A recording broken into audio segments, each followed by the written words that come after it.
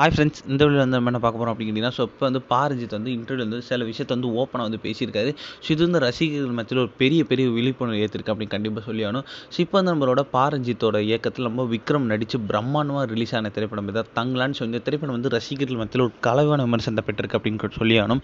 ஏன்னா வந்து ஒரு பகுதி மக்களுக்கு வந்து படம் வந்து சூப்பராக இருக்குது அப்படின்னு சொன்னாலும் வந்து இன்னொரு பகுதி மக்கள் வந்து படம் சுத்தமாக புரியலை, அந்தளவுக்கு நல்லா இல்லை அப்படின்றது தான் சொல்லிட்டு இருக்காங்க.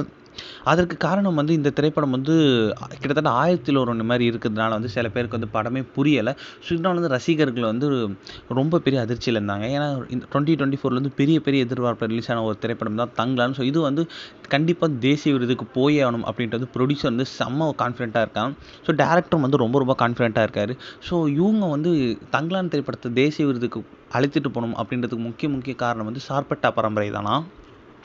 அதாவது சார்பட்டா பரம்பரை வந்து கண்டிப்பாக வந்து தேசிய விருது வாங்க வேண்டிய படம். ஆனால் வந்து அதற்கு வந்து வாங்காதது வந்து எனக்கு வந்து ரொம்ப ரொம்ப வருத்தம் அளிச்சுது. அதற்கான காரணம் வந்து சார்பட்டா பரம்பரையோட ஃபர்ஸ்ட் ஹாஃப் வந்து செம்மையாக இருக்கும். ஆனால் செகண்ட் ஹாஃப் வந்து சில பகுதி மக்களுக்கு ரொம்பவே பிடிக்கவே இல்லை. ஸோ அதனாலேயே வந்து நம்மளோட சார்பட்டா பரம்பரை வந்து தேசிய விருதுக்குள்ளே கூட போகல.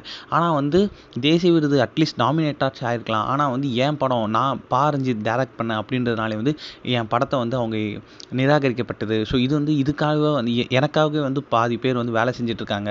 ஸோ என்னை வந்து எதிர்க்கணும் அப்படின்றதுக்காக. அவங்க யாருன்னு தெரியும், அவங்களாம் ஏன் இதை பண்ணுறாங்கன்னு எனக்கு தெரியும்.